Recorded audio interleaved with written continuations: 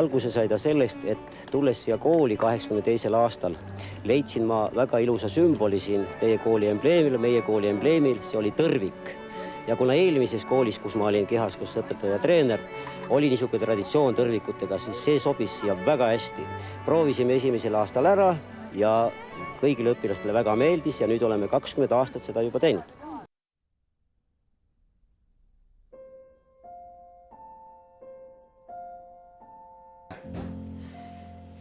Eesmärk nagu iga spordivõistlus on eelkõige, et inimene kõik saaks liikuma ja spordi juurde. Ja ma usun, et see on põhiline, aga muidugi samas, et saaksid kokku nii endised kui praegused õpilased ja õpetajad ja koolitöötajad kõik ühise ürituse all.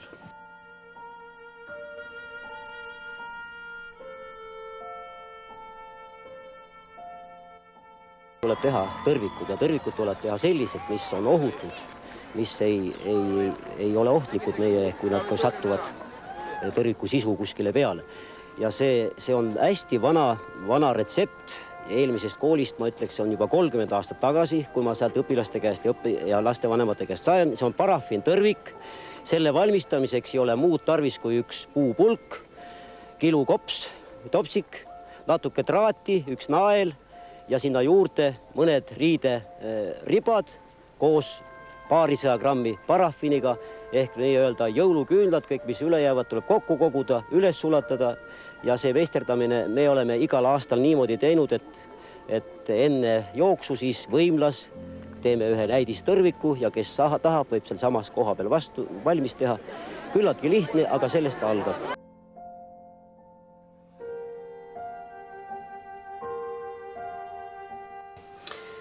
See rada oli kuni 91. aastani lühem ja oli ka osal teistel tänavatel. Neid tänavaid, kui niisugust polegi, siin sai isegi kuskil puuriitade vahelt joostud ja kõik, aga 91. aastast peale on siis see praegune rada kasutusel.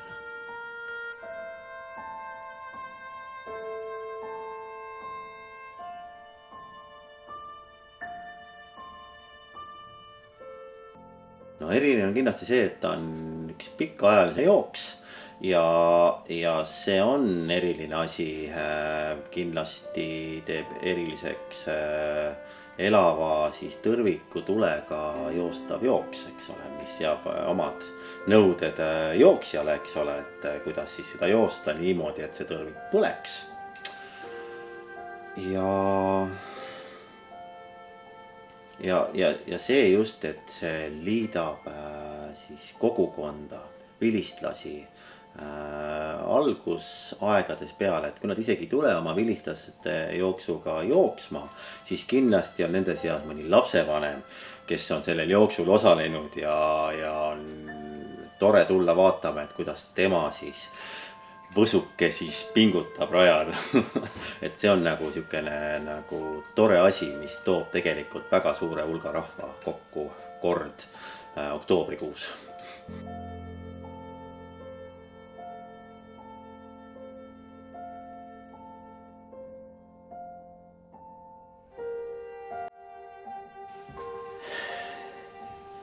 Ma usun, et kuskil 2000. aastal me otsustasime, et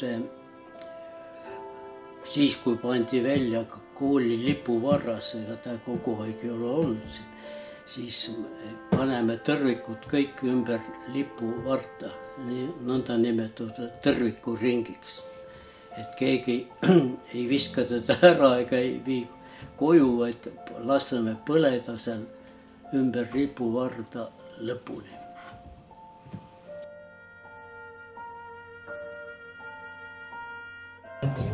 natuke paremaks on läinud. Aga hea meel on ikkagi näha, et vaatamata sellele on nii palju rahvast siia kokku tulnud. Eriline tunnustus ja tänu ka kõigile neile, kes on selle kooli lõpetanud ja tunnevad erilist uhkust ja südamekutset osaleda sellel vahval üritusel, milleks siis on tõrvikutega teatejooks. Ega pikalt ei saa siin lobiseda, sest peakorraldajad liiguvad meilselt juhkuna tõmba. Soovin teile kõigile ilusat jooksu. Olge ettevaatlikud, sest tegelikult liiklus on avatud.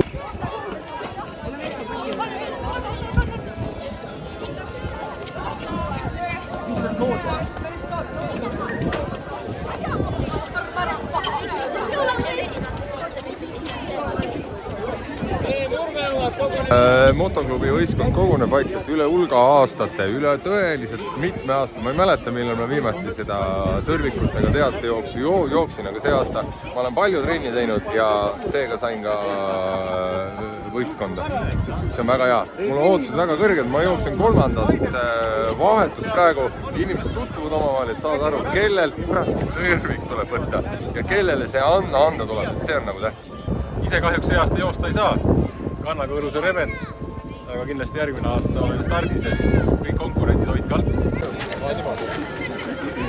minutit on veel. Seal on mingid inimesed on ees. Kõik aeg.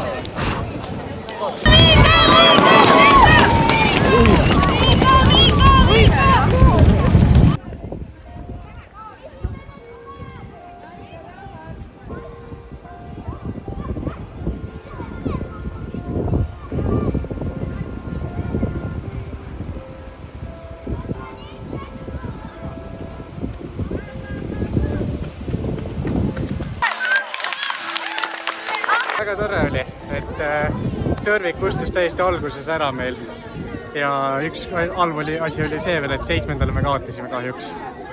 Et see oli kurb, aga muidu enda poolt ma andsin kõik, mis ma sain ja jäin rahule.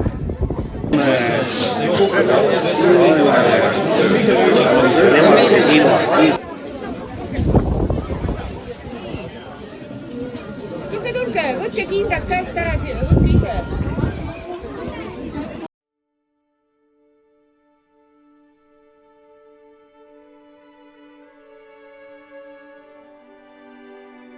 Ma arvan, et nii kaua kui Karksi-Nuias kool on, nii kaua ta ka kestab. Et kindlasti siin töötab tulevikus oma siis kooli lõpetanud vilistlasi, kelle südames see on, kes kindlasti ei lase, isegi siis, kui mina ei peaks direktor olema enam kunagi, ei lase ta ka uutel siis juhtidel sellel üritusel hääbuda, et nii kaua kui kool on, nii kaua see tõrvikute jooks Karksi-Nuias toimub. No ma tahaks loota, et kestma jääb, eks see sõltub nüüd nendest õpilastest, kes nüüd kooli tulevad, tahavad seda üritust teha.